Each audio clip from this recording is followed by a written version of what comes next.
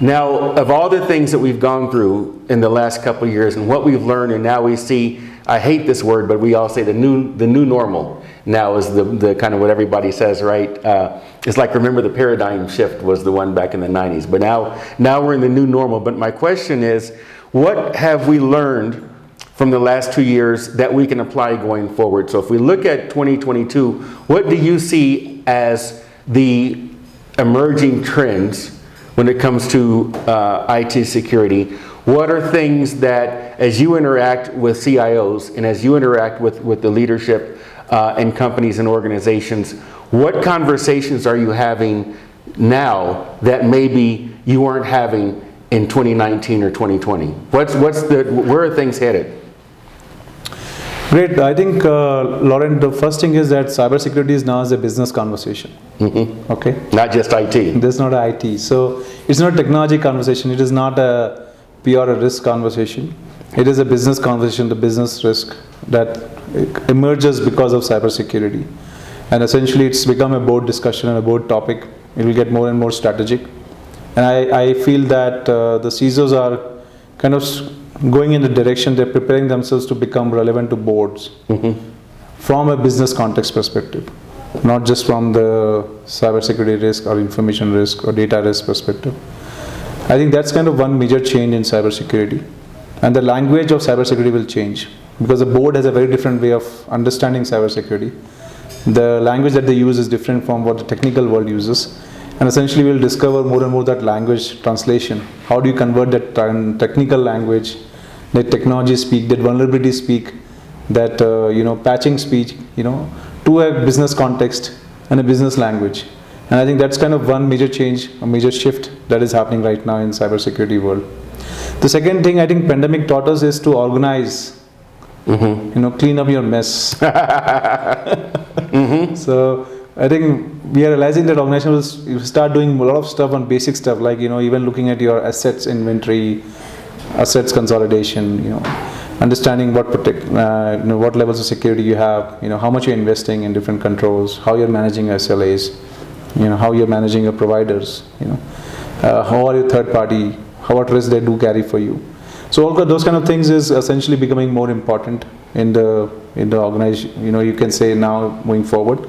And there's a lot of focus on organization, cleaning up, putting your house in order, you can say. I think the third area which I'll see where there is a lot of work which is going is consolidation. I don't want too many tools and technologies, at different points. And there is a lot of diversified tools, technologies available. I think what CIOs and CISOs will look at is to consolidate and kind of standardize on some few platforms and reduce the number of technologies and number of tools that they have in their environment. And try to simplify, if I would say, standardize, I would say, as much as possible. So that will be another key trend. The fourth is, I think, because of the shortage of talent, the talent shortage will continue, and it will be a pain point for everyone, including the providers, including the clients. And I think there will be a lot of focus on automation. We'll have to automate, we have to standardize, we have to put few things in, I would say, as much as possible as a service model, where we can kind of start scaling without so much of people intervention. Right. And that's kind of where we will be, there a lot of focus, moving forward. How do we automate and how do we look at?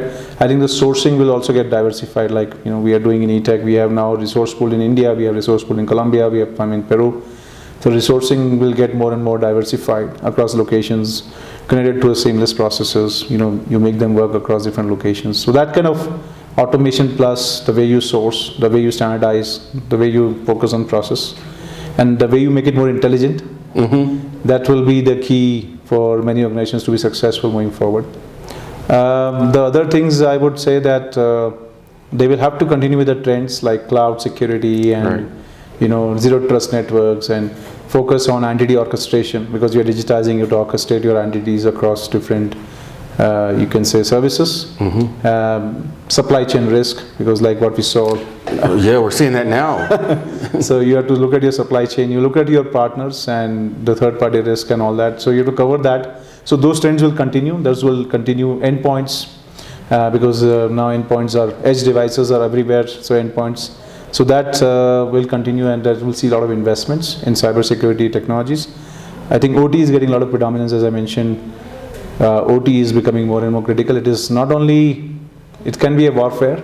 Right. It can be human, impact.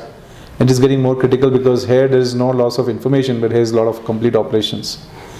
So you are just looking at OT security is going to be a key, moving forward.